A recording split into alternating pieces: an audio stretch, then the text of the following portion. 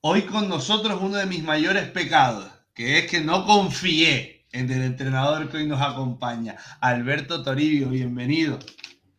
Hola, muy buenas, muchas gracias. ¿Qué tal?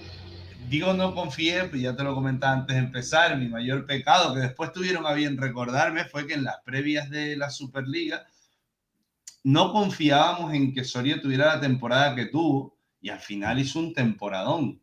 Tanto, obviamente entró en Copa del Rey y tal, pero también la temporada que hizo y cómo se hizo fuerte los pajaritos, que se convirtió en el fortín inexpugnable. No sé si tú esperabas una temporada. Está feo decir debut porque no es tu debut, pero Ujú. sí es tu debut con Soria, con un equipo tan grande, ¿no? Sí, Esperabas una temporada tan buena. a ver, yo la verdad que tenía mucha confianza en el trabajo y en la plantilla que habíamos formado. Y la verdad que, bueno, quizás es decir, esperar ganar todos los partidos de casa, pues era algo que no era un planteamiento de inicio, evidentemente. Y eso sí que fue una sorpresa, hay que ser sinceros y también ser conscientes de que nos faltó el partido un poco de Almería, ¿no? Bueno, por COVID no pudimos disputarlo, pero lo que es la temporada, bueno, no sé. A mí me gusta ser siempre realista y humilde. Yo creo que estuvimos por encima de lo que esperábamos todos, incluso de lo que esperaba yo. Pero bueno, para eso trabaja uno, ¿no? Para estar por encima de lo que se espera de él mismo y de los equipos, evidentemente.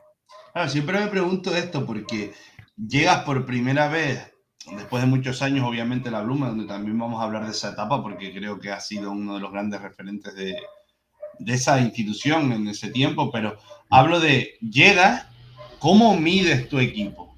¿Cómo sabes si tu equipo trasladado a la liga va a ser bueno?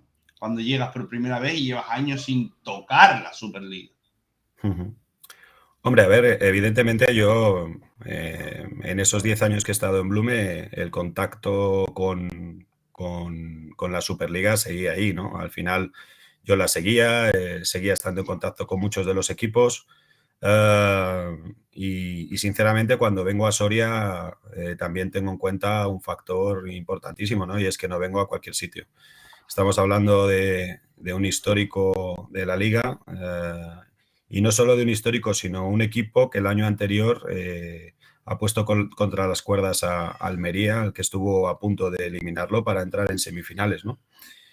Entonces, realmente al final tuvieron el ataque para meterse en semifinales y ganar 2-0 el playoff de cuartos de final, con lo cual, bueno, el análisis del equipo ya era positivo, ¿no? Ver que es un equipo que está con ganas de acceder quizás al siguiente escalón de la liga, ¿no? Pues quizás Río Duero los últimos años pues se ha sentido cómodo entre el octavo y el sexto, quinto cuando te va bien y demás, y, y veía un equipo pues que quería dar ese pasito adelante y acceder a unas semifinales de las competiciones bueno, pues, en las que estaba, ¿no? En este caso en Liga y en Copa. Bueno, eso también me animó mucho, ¿no? Al final, ver que se mantenía buena parte del equipo, prácticamente todo, y que ese equipo tenía ese hambre de meterse en semifinales, pues evidentemente me ayudó a venir aquí y a buscar también lo que yo busco, ¿no? Que es realmente no estar por estar, sino estar para lograr cosas.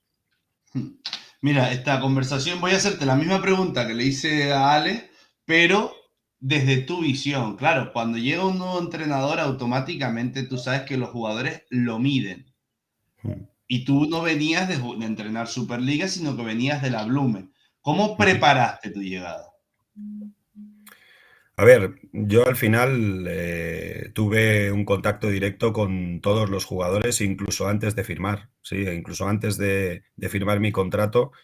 A mí me parecía fundamental saber un poco la opinión de mi llegada y de la confianza que podían tener en mí un poco los jugadores importantes de la plantilla, ¿no? En este caso, Estuve mucho en contacto con Manu Salvador, sobre todo, como capitán del equipo, y además ya lo conocía de antes, y la verdad es que la relación ya era buena, entonces siguió un poco lo mismo. Y luego con el resto, ¿no? Con Xavi Folguera, con Alex, con Mario Junior, con Igor. O sea, realmente intenté desde el principio tener un contacto directo y una relación de confianza, ¿no? Al final, que ellos vieran que yo no soy un entrenador inaccesible, sino que soy un entrenador que busca constantemente el contacto, ¿no? El que constantemente podamos decirnos cualquier cosa siempre que se haga con respeto y en el momento y en el lugar adecuado, ¿no? Y la verdad que desde el principio me encontré una predisposición enorme, sí, mucha confianza en lo que yo planteaba y lo que pasa que, claro, luego está el inicio, ¿no? El inicio del entrenamiento. Yo al final no lo planteé como un cambio con respecto a lo que venían haciendo, sino que lo planteé como lo que yo quería hacer. O sea, en ningún momento caímos en comparativas de antes se hacía esto, ahora hacemos esto, antes.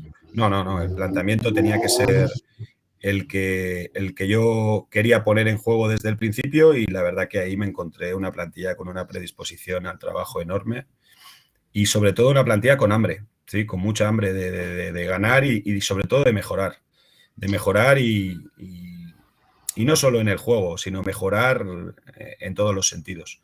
Mejorar el club, mejorar las condiciones de entrenamiento, en todos los sentidos. Yo ahí me he encontrado un club que me ha acogido desde el principio con unos niveles de confianza altísimos en todo lo que yo he planteado en cambios en cuanto a, no solo, insisto, en el entrenamiento en sí, ¿no? Sino en lo que es la dinámica de un club de Superliga, me he encontrado una predisposición enorme y yo creo que eso ha sido la clave. Sí, al final ellos han confiado ciegamente en lo que yo podía aportar y en eso tengo que estar agradecido porque eso me ha ayudado mucho a trabajar. Y la temporada es buena, sobre todo temporada regular. Es verdad que quizás desluce un poco el hecho de que cayera en primera ronda de la Copa y en primera ronda del playoff. Pero es verdad que se enfrentó a dos equipos. Uno fue Melilla, que al final fue el campeón. Que también hay que medir eso, ¿no? Quiero decir, no es lo mismo cuando pierdes contra el campeón. Vamos a ser aquí un poco No es igual. sinceros. Nunca es igual. Ah, el que perdí contra el campeón es que venía volando, ganó a todo el mundo, Sí, ¿no? sí, sí. Es un poco diferente. Pero el de Palma, es verdad que hubo momentos en los que se pudo, creo que podía haber ido para cualquiera de los dos lados, esa eliminatoria. No Sí, sé sí, si sí. tú lo sientes así también. La verdad es que la lectura un poco final de la temporada pasada es esa, ¿no? En los momentos clave no llegamos en plenitud, quizás, ¿no? O Recuerda a Manu sea, Salvador de Líbero en momentos determinados. A ver, no es sí, excusa, pero se dieron situaciones para que la gente lo mm. recuerde porque parece lejano, pero eso pasó. Sí, no, en Copa del Rey fueron dos situaciones totalmente diferentes. En Copa del Rey nos encontramos ante un Melilla que venía haciendo el mejor vóley del año, sin duda, y de hecho fue campeón y no solo ganándonos a nosotros con cierta solvencia, sino a todos los equipos contra los que se enfrentó, con diferencias de marcador enormes. Entonces venían jugando muy, muy bien y ahí nos superaron sin duda merecidamente y además nosotros no estuvimos bien.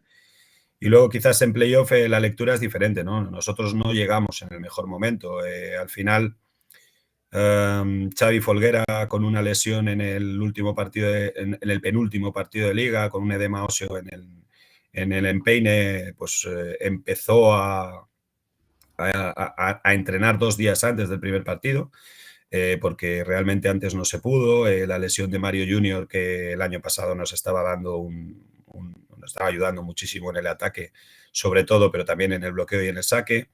La lesión de Alex San Martín en el primer partido de playoff, ¿no?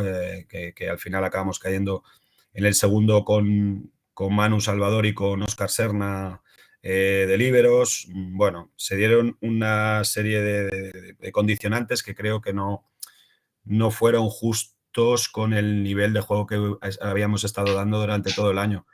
Pero bueno, al final el equipo no le perdió la cara al playoff en ningún momento, ¿eh? Y en ese momento era sencillo, ¿no? Poner la excusa, ¿no? Con todos los problemas que tenemos, Al final en Mallorca perdemos 3-1 con el tercer set que podía haber caído para cualquiera de los dos lados, incluso con los problemas que teníamos. Y aquí en Soria tuvimos ataque de Pepe Villalba para ganar 3-2. Entonces, ningún pero hay que ponerle al equipo. Al final, creo que el nivel de juego que exhibimos durante el año fue muy alto. Quizás no estuvimos bien fuera de casa. Sí, fuera de casa fuimos únicamente capaces de ganar a los 4 últimos de la clasificación, pero en casa estuvimos espectaculares, ¿no? Al final, partido de guaguas, por ejemplo, creo que estuvimos en un nivel altísimo y eso, bueno, pues hace que sea lo que tú dices, ¿no? Yo creo que el balance de la temporada pasada es positivo, sin duda.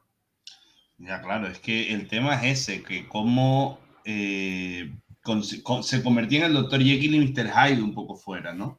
Sí. No sé por qué, porque era como, no hablo de otro equipo, pero que se entienda, no te podías creer que por ser simplemente locales hubiera eso, es verdad, a mí me habla mucho de que el tema del público cercano, tal, pero es raro, ¿no? O al menos si el equipo hubiera, hombre, obviamente si el equipo hubiera sido tan bueno fuera como dentro, era el mejor equipo de la liga, porque si no perdía en casa, No habríamos perdido era ninguno. invencible, invencible. Pero claro, es raro, ¿no? Quiero decir, hasta tú como entrenador, ¿cómo analizas eso? Que cómo vas al data y dices, es que este saque fue fuera de casa, ¿no? Es raro, ¿no? No, a ver, yo creo que llegó un punto de la temporada en el que se convirtió un poco... a ver, yo tengo un equipo, o sea, tenía el año pasado, quizás este año un poquito menos, sí, pero un equipo en general bastante visceral. Es decir, que depende mucho de las emociones que vive durante el partido para lograr la victoria, ¿no? En ese tipo, o sea, no todos los equipos son realmente de esta manera. Pero el mío, pues quizás por Alex, Xavi Folguera, que también es un Manu jugador muy Salvador, visceral, Manu Salvador, Mario Junior, que también. O sea, un equipo en general muy visceral y que depende, los equipos muy viscerales dependen mucho de las sensaciones, ¿no?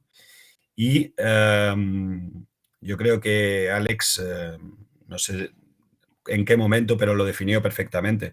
Al final, él en casa tenía la impresión de que no nos podía ganar absolutamente nadie y fuera, pues no tenía esa sensación, ¿no? Y yo creo que esa sensación era bastante generalizada en el grupo, ¿sí? O sea, llegó un punto del año en el que realmente los partidos de fuera psicológicamente nos costaban mucho.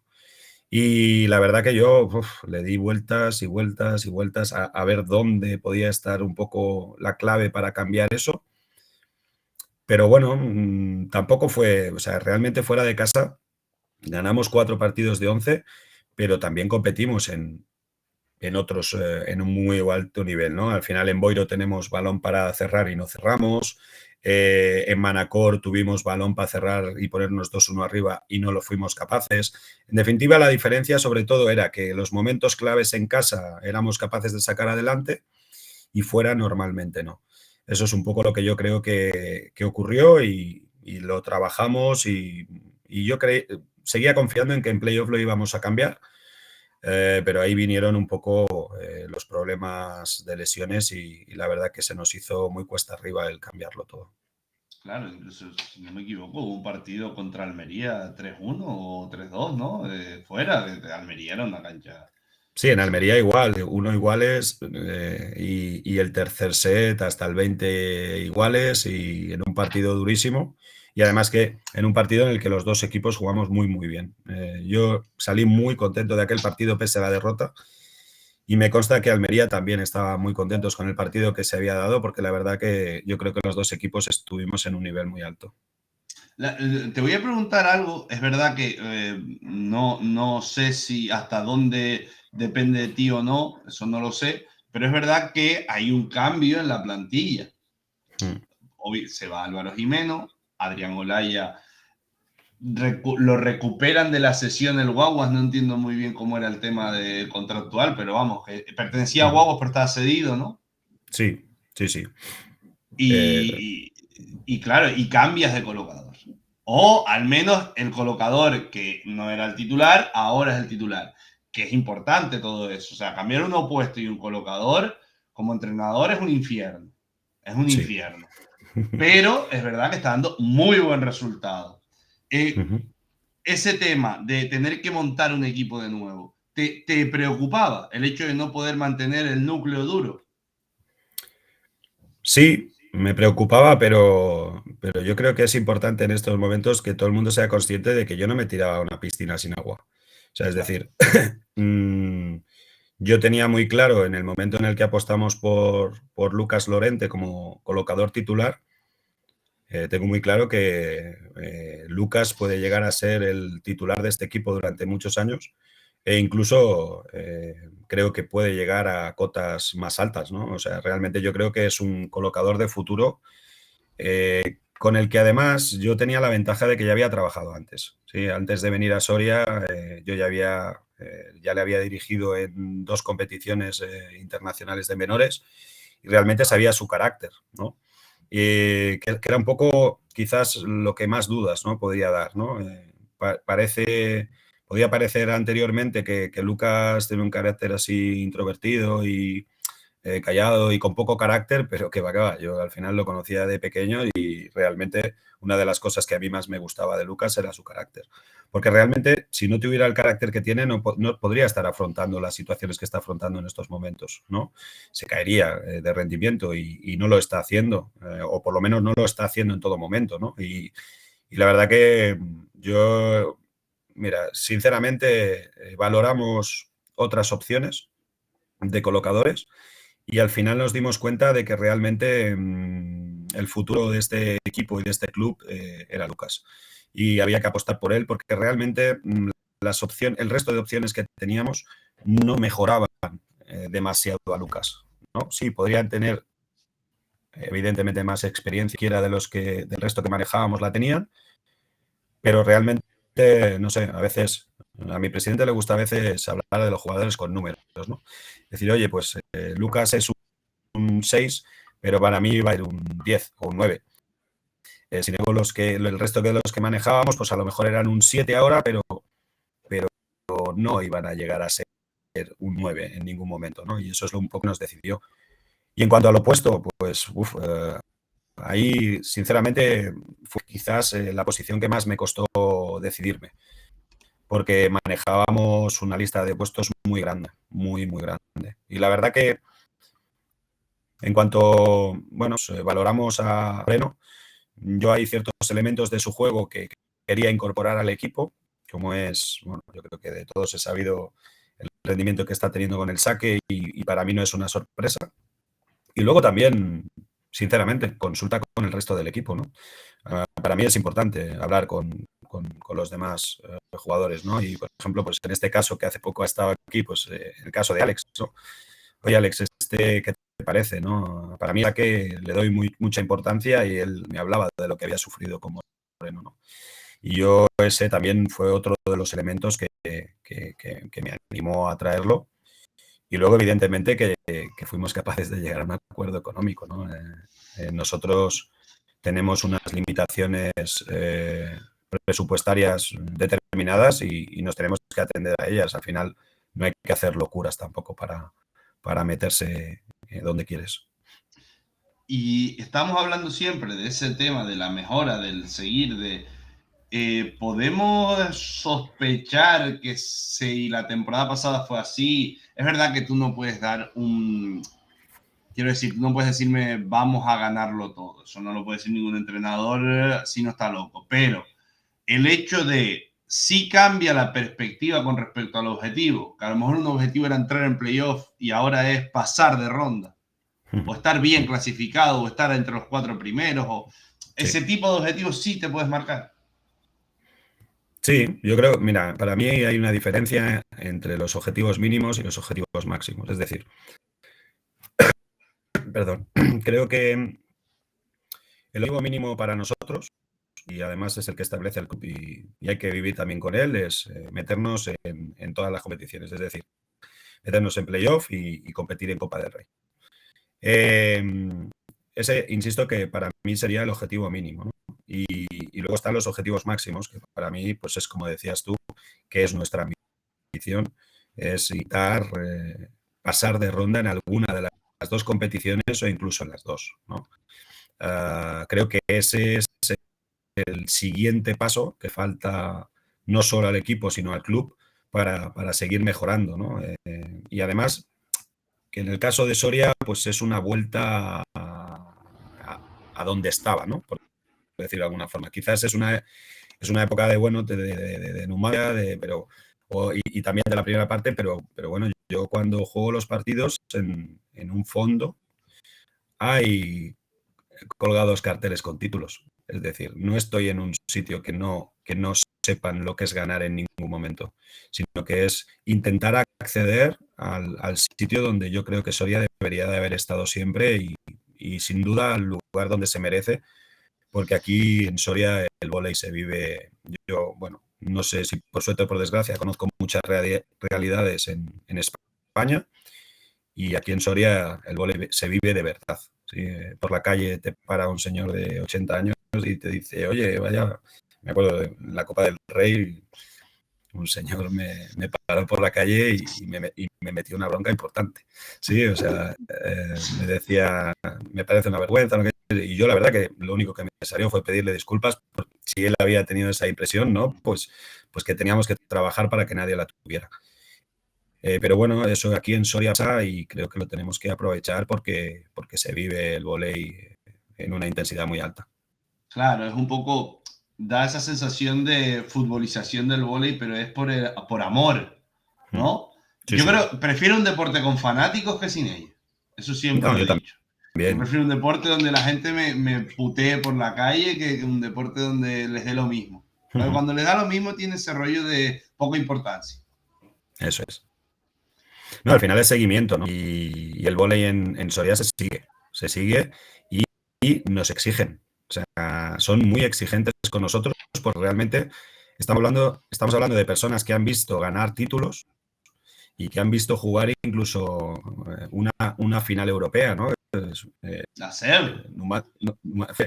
Fue en su día su campeón de Recopa, ¿sí? En una final Sí, en sí, Ginebra. contra Módena, Sí, ¿no? exacto. Entonces, por eso digo que realmente no estamos hablando de cualquier sitio. O sea, estamos Mira, hablando de Soria. casualidad, tengo delante para que nos demos cuenta, el Módena tenía a Bulo, a Bracchi, a Cuminetti, a Cantagalli, a Van de Boer, a esos se enfrentaron.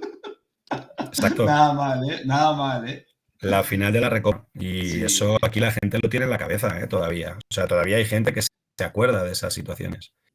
Y la verdad que para mí es un placer estar en un sitio en el que se vive de esta manera el voleibol, porque realmente ves cómo la gente, no solo cuando tu equipo lucha hasta el final y en todo, disfrutan y realmente así te lo hacen saber después de los partidos.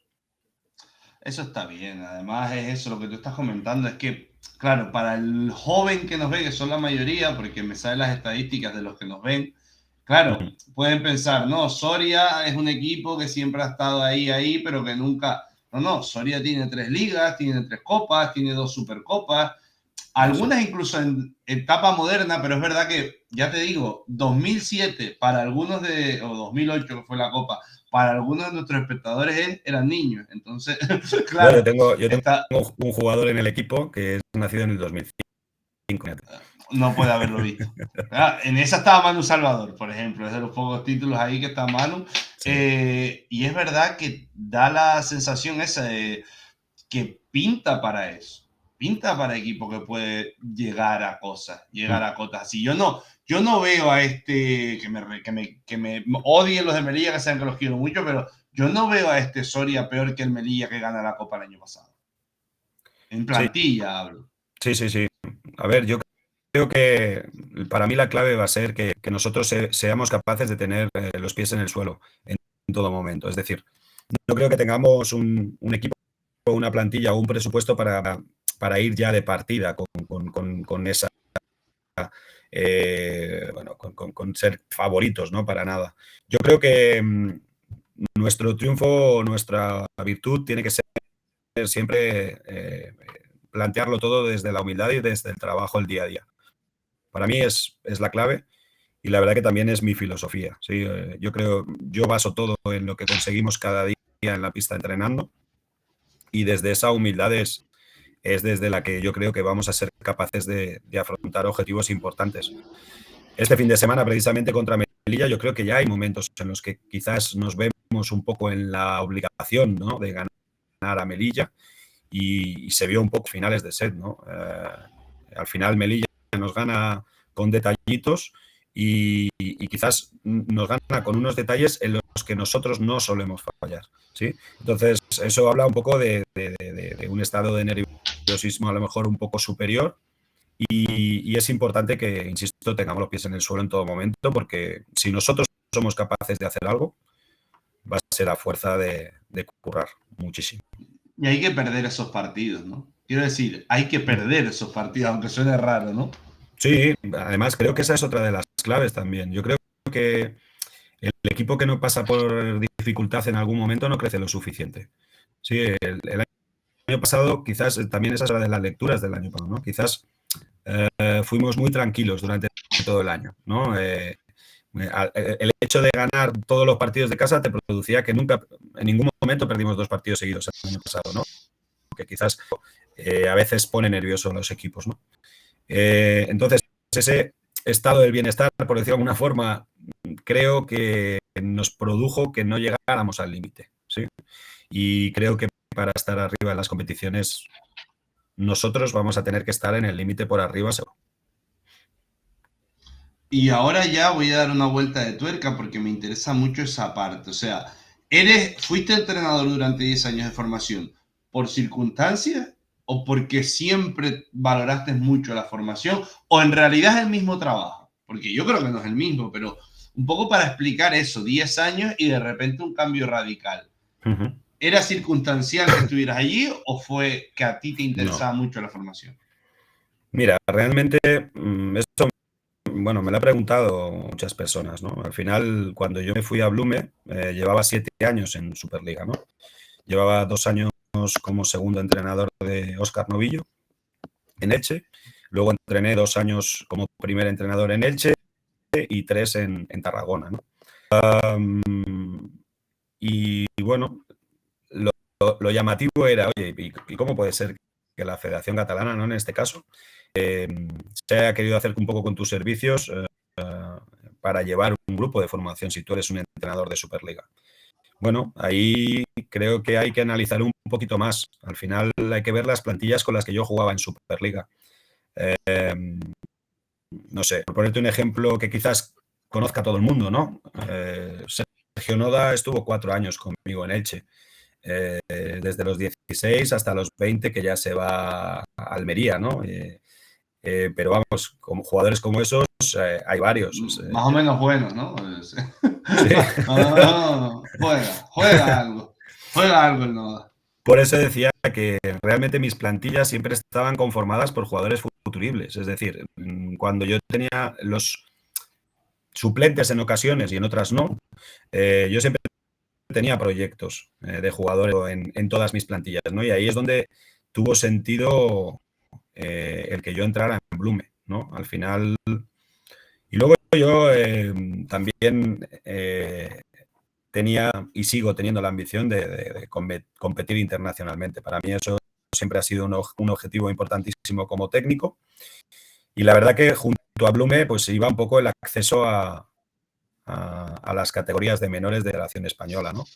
Yo desde que entré en Blume pues tuve una colaboración muy estrecha con el que estaba cuando yo entré, que fue Ricardo. Después vino Benjamín Vicedo, que también estuvo en el trabajo con menores, y después volvió Ricardo, ¿no?, con el que mantengo. Jugador que estuvo en la final de la Copa que estábamos hablando antes, europea, la Recopa. Exacto, jugador exacto. Que estuvo en jugador Soria, exacto. Sí, por eso decía que realmente el sentido era ese, ¿no? A mí siempre me ha gustado el trabajo con jóvenes y siempre, o a lo mejor también era un poco, cuando estoy hablando de la etapa de los equipos de Superliga, ¿no? Yo creo que un entrenador puede optar por 2 tipos de suplentes, entre comillas. Suplentes que te aseguren un nivel de entrenamiento alto para que tu equipo vaya más, y proyectos de futuro. Y yo siempre he optado por el modelo de proyectos de futuro. A mí me gusta el trabajo con jóvenes en el sentido en el que realmente creo que en España no manejamos un volumen de jugadores muy alto. Y realmente el que yo pueda colaborar en que en España realmente haya más jugadores de alto rendimiento, pues creo que va en el bien de todos, ¿no? Y yo, sinceramente, estos 10 años que he estado en Blume, el trabajo con selecciones de menores me ha servido de muchísimo. No soy un entrenador realmente de cuando entrenaba en Elche o en Tarragona a lo que hago ahora en Soria, la diferencia es abismal. Es totalmente diferente, tengo un concepto del entrenamiento y del juego totalmente diferente, y eso es gracias a llevar 10 años entrenando con chicos jóvenes para sacarlos para arriba, y gracias a las competiciones internacionales que yo creo que a los entrenadores nos abren mucho la mente en ser capaces de ver que en la realidad del voleibol no es solo la que tienes delante de tus narices, ¿no? Sino que hay muchas otras realidades que también son posibles. Claro. No, y el tema, me interesa mucho eso del tema de que no hay tanto volumen, y es verdad que es un poco quizás el gran fallo del voleibol, que obviamente el trabajo de Bloom y Federación Española está siendo bueno porque solo hay que ver los resultados en cuanto a jugadores en la élite, pero el tema es que creo que se valora más calidad que cantidad, y ese es un gran error en el deporte. Sí. Es mi opinión, quiero decir, obviamente si hay calidad y cantidad, perfecto, pero creo que a veces es mejor buscar la aguja en el pajar que no tener pajar y solo 10 agujas. Sí, además, bueno, yo me he dedicado 10 años a eso, ¿no? A buscar la Sí, aguja en sí. el pajar. Al final, mira, de los jugadores que han salido de Blume, no todos venían del vóley. De hecho, varios venían de otros deportes en los que y nosotros los capamos. Y ahí el claro ejemplo es el central que tengo ahora aquí en Soria, ¿no? Joan Domènech, que nos lo encontramos en un patio de maristas de Barcelona, y bueno, pues jugaba al baloncesto en un nivel medio bajo. Y fíjate tú, ¿no? Al final estamos hablando de un jugador que ha debutado con la absoluta, que está en Superliga, que el año pasado estuvo en el equipo campeón de la Challenge. O sea, realmente creo que es un futuro importante en nuestro deporte, ¿no? Y sí, a eso yo creo que para mí la clave es tener claro qué es lo que tú quieres. O sea, es decir, eh, cuál es el nivel internacional que necesitamos para competir, ¿sí? Y en eso, bueno, pues creo que esa búsqueda es difícil, ¿vale? Pero bueno, Valencia hace un gran trabajo en la búsqueda de ese talento, y Blume, aunque en otro nivel, también lo intenta. Sí, pero digamos que nosotros tenemos que estar sometidos un poco a lo que pasó con Finlandia hace 10, 15 años, que es 14 jugadores muy, muy buenos y con eso tirar, o podemos ser Rusia, Italia, Francia, de un saco, y de ahí voy sacando. ¿Sabes? Para mí la opción ideal es la del saco, Sí, la verdad, ¿no? sí, sí. Entiendo. Creo que Sí, sí. aparte es la que hace que haya más afición, ¿no? Pero Sí, no sí, sé. sin duda. Hombre, es difícil, ¿eh? Yo te digo que yo creo que nosotros en España todavía tenemos que encontrar la fórmula, que todavía no la hemos encontrado. Y creo que hay que buscarla. Hay que buscar cuál es nuestra fórmula, porque yo sinceramente miro al baloncesto, al balonmano, los miro con muchísima envidia. O sea, al final yo en Blume he coincidido estos 10 años con el siglo XXI de baloncesto femenino, que es, bueno, como la permanente, como las permanentes de vóley, pero la de baloncesto de chicas, que de chicos no hay, porque bueno, los clubes son tan importantes que realmente no hace falta, ¿no? Pero en chicas sí funcionan, y la verdad que si son capaces de hacerlo en otros deportes, tenemos que ser capaces de hacerlo nosotros, porque sin duda somos un país que en los deportes de equipo somos una potencia mundial. Y yo creo que eso hay que trasladarlo al voleibol, y soy un convencido de que realmente lo podemos hacer. Pero tú crees en el tema ese, esto no estaba ni en la entrevista, pero es verdad que me interesa, que te tengo a ti delante, que eres un experto, puedo considerar que eres una persona que puede saber. Esa Mm. búsqueda del tema de las escuelas es algo acertado, el tema de la escuela rusa, la escuela americana, la escuela brasileña, la escuela italiana. ¿Debe existir una escuela española o debemos quitarnos todas esos complejos y simplemente jugar? No sé cómo Yo explicarlo. creo, sinceramente, yo creo que no, nosotros tenemos que buscar nuestra escuela. Claro, No somos la escuela italiana, no somos la escuela rusa, no somos, pero, pero la nuestra no es ni mejor ni peor, es diferente. O sea, es decir, tenemos que encontrar la fórmula que nos haga adaptarnos a nuestra realidad, ¿no? Y yo creo que llevamos muchos años intentándolo. Eh, ha habido momentos en los que se ha logrado, ¿sí? O sea, al final estamos hablando de que no somos que no tenga absolutamente nada de historia, ¿no? En este sentido, en 2007 somos campeones de Europa absolutos. La generación de oro en juveniles, que son subcampeones del mundo y 2 veces subcampeones de Europa. O sea, realmente ha habido momentos en los que hemos encontrado la fórmula para ganar, ¿no? Entonces, a lo mejor esa fórmula que encontramos en su día no es la que nos sirve ahora, ¿no? Digo a lo claro. mejor, y digo a lo mejor, no, digo, no estoy seguro de ello, ¿no?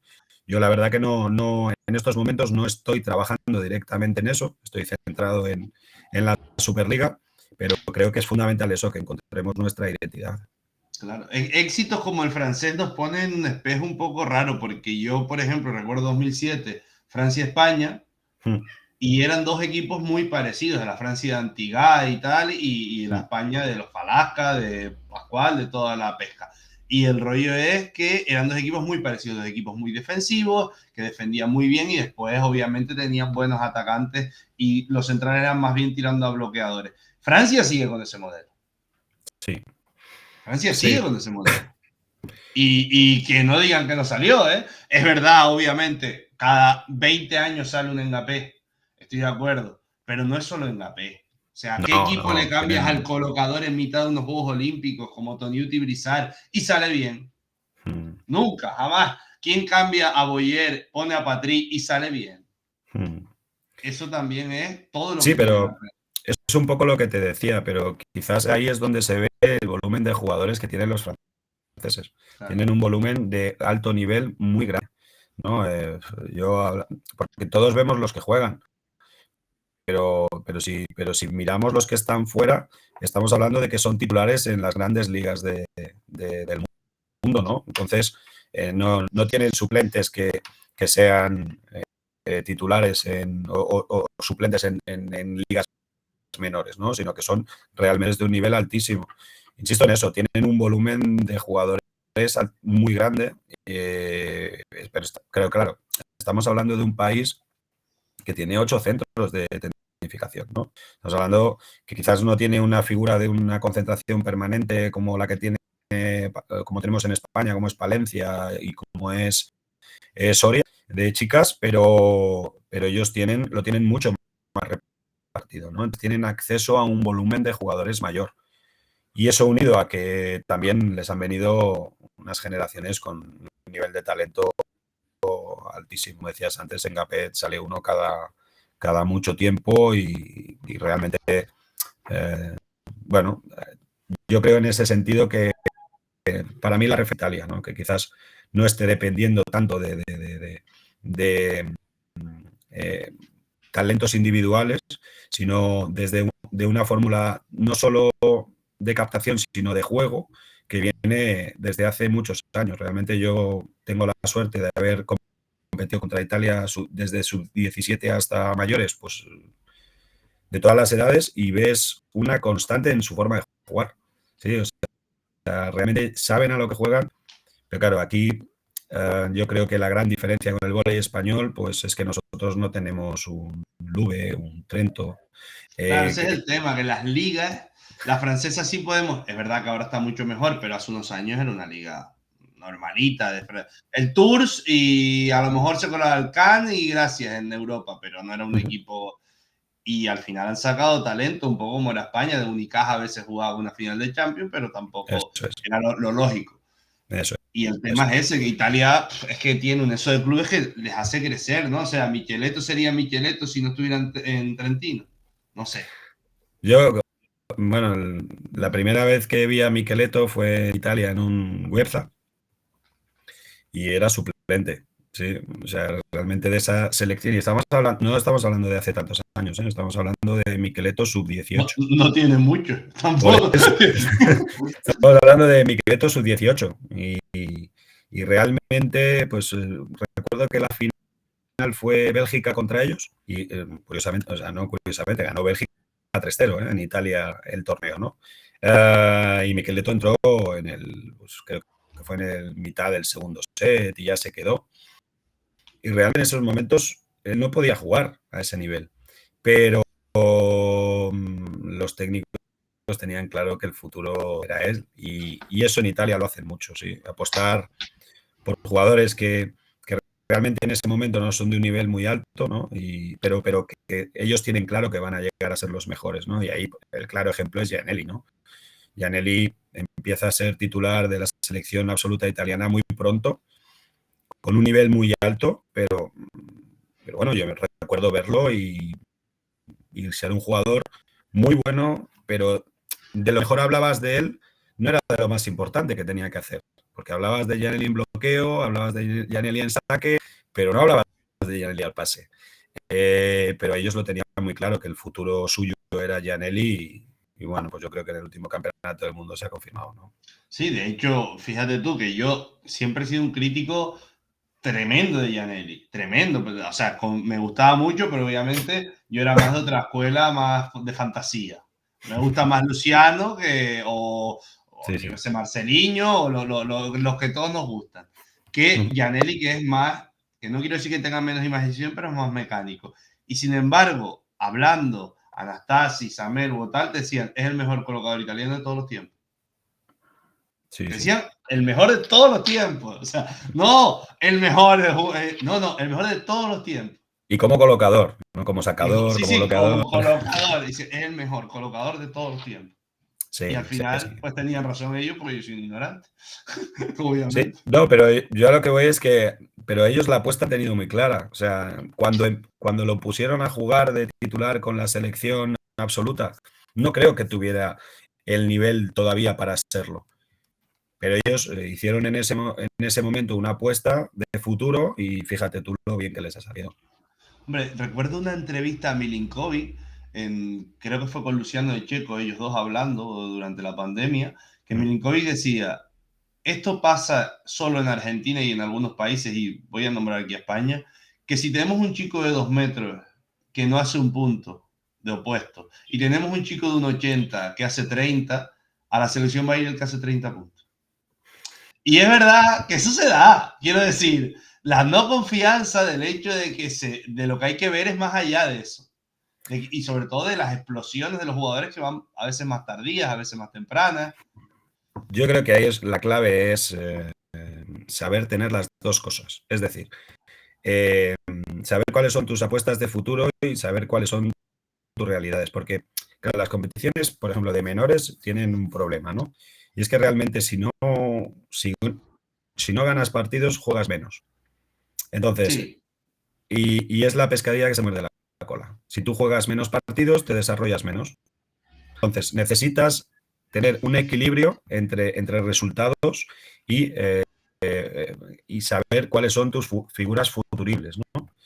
Y eso es muy difícil, es muy complicado. Al final, no sé, Italia está claro, pero por ejemplo, Bélgica, ¿no?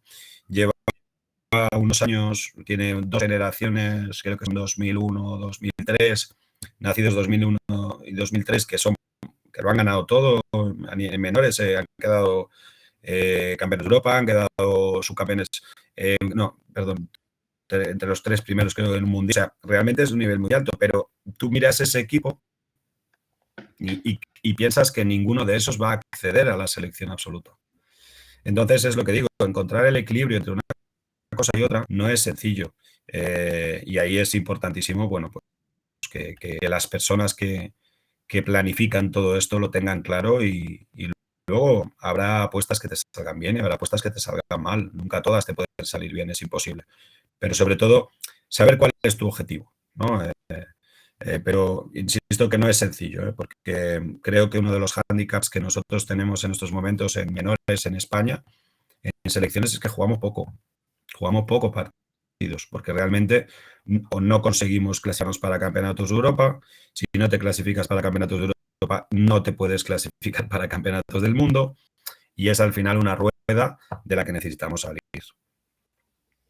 Claro, es que ese es el tema. Es difícil, es verdad que hay que encontrar ese equilibrio, pero al mismo tiempo, si valoras el resultado sobre la formación, es como, es eso, es el yin y el yang complicado. Sí, sí, es difícil. Es complicado. Sí, Últimas 3 preguntas, siempre venga. son las mismas. No hay trampa. Si no hubiera sido entrenador de vóley, ¿qué hubiera sido? Profesor de educación física. Bueno, hay demasiado profesor aquí. ¿Llegaste a jugar? Sí, sí, claro. Sí, sí. Hombre, no, ojo con claro, ¿eh? Ojo con ese sí, sí, claro, ¿eh? Ojo con ese Nada, sí, sí, yo claro.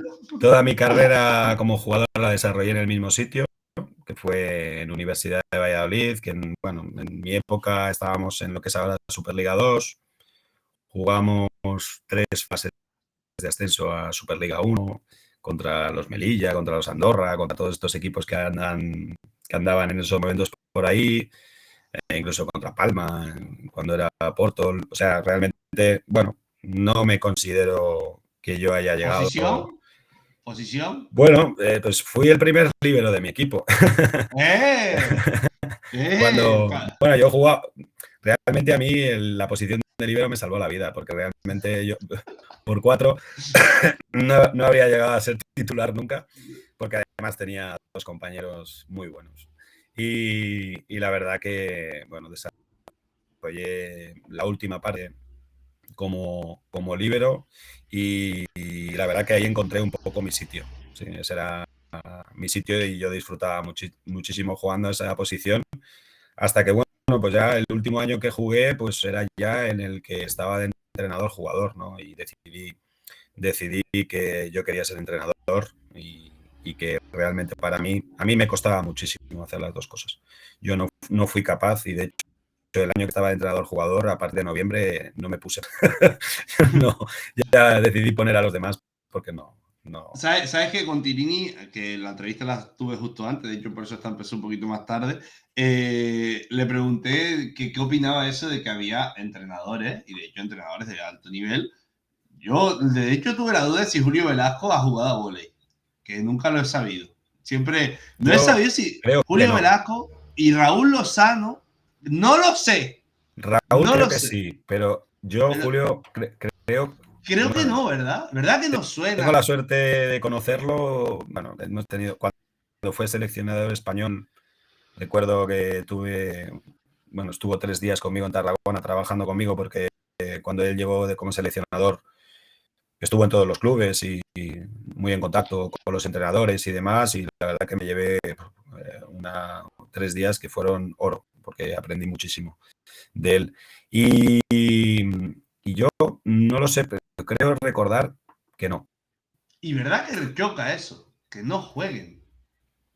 Yo creo que no. Yo no veo una dirección directa, o sea, una relación directa, ¿no? Yo creo que se puede ser buen entrenador de voleibol sin haber jugado y habiendo jugado. Yo creo que las dos fórmulas son correctas. Y además, también te digo, si has jugado pero no has jugado en un nivel muy alto, realmente no tiene una transferencia directa a lo que haces, ¿sí? Yo creo que las dos fórmulas son buenas, y hay ejemplos de grandes entrenadores que no han jugado y de grandísimos entrenadores que han sido también grandísimos jugadores. Claro, es que ese es el tema, pues yo veo Gianni, Bernardi, Samuel, Anastasi, todos han sido como élites, campeones del mundo, todo el rollo. Sí, Claro, después obviamente hay Julio Velasco, es un claro ejemplo de haber ganado todo sin haber sido, al menos, no sabemos si jugó, pero al menos no de primer figura. nivel, O, no. o Marcelo Méndez, o Sí, Marcelo sí. Méndez. por ejemplo. No, no Hombre, fue Barcelona Argentina sí que jugó a un en nivel muy alto. River, pero era en la época de los... Eso ni jugaba. Eso... si me oye, me cruje, pero a ver, Sí, no hay sí. ni imágenes de eso. O sea, quiero decir, puede decirme que era titular o no y todo el mundo se lo va a creer. Sí, es verdad, es verdad. Pero Era sí, sí, diferente. era diferente. Segunda pregunta. ¿Cuál es la cualidad más importante que debe tener un entrenador? Una que, te pongo un ejemplo porque mucha gente dice, no, pero es que eso es, cuando tú ves a otro entrenador, no tú, a otro entrenador, ¿qué le valoras? Es difícil, ¿eh? Decir solo una Una. es difícil. Quizás la comunicación. Tiene que ser muy comunicativo. Tiene que tener mucha comunicación con sus jugadores. A veces los entrenadores pensamos que damos por hecho que los jugadores tienen que saben ciertas cosas que luego te das cuenta de que no las tienen. Y realmente hace falta mucha comunicación porque realmente pasamos muchas horas juntos de trabajo y yo creo que en un grupo de trabajo, sea de lo que sea, da igual que sea de deportivo o laboral en una empresa, siempre la comunicación es importante. Por lo tanto, si me tengo que quedar con una, pues creo que la comunicación, o sea, ser comunicativo con los jugadores. Y ahora sí, la última. En esta, tú rellenas la oración. Como en los complete the sentence de inglés, pues igual. Tú puedes decir una palabra o un speech, pero la pregunta es, o la frase es, Alberto Toribio es... Un currante. No, no es mala, ¿eh? Yo eh de, te digo de verdad, yo creo que yo no me considero un entrenador de mucho talento, no me considero un entrenador que haya llegado ahí porque nadie le ha regalado nada. O sea, me considero un entrenador que no mira el reloj cuando está dedicándose a esto. Yo soy entrenador por vocación, lo tengo clarísimo, y si yo estoy apostando por lo que a mí más me gusta, que es entrenar y por mi vocación, pues bueno, tengo que ser coherente con ello. Al final, no sé, yo realmente no sé las horas que meten los demás entrenadores, ¿sí? Yo sé que meto todas las que tengo y tengo 3 hijos. Entonces, o sea, no, son Se complica. muchas horas de sueño que me quito, no, y bueno, por suerte en mi casa, mi mujer es exjugadora profesional y realmente ella sabe de qué va esto, ¿no? Pero sobre todo sabe la ilusión que yo le meto a esto, ¿no?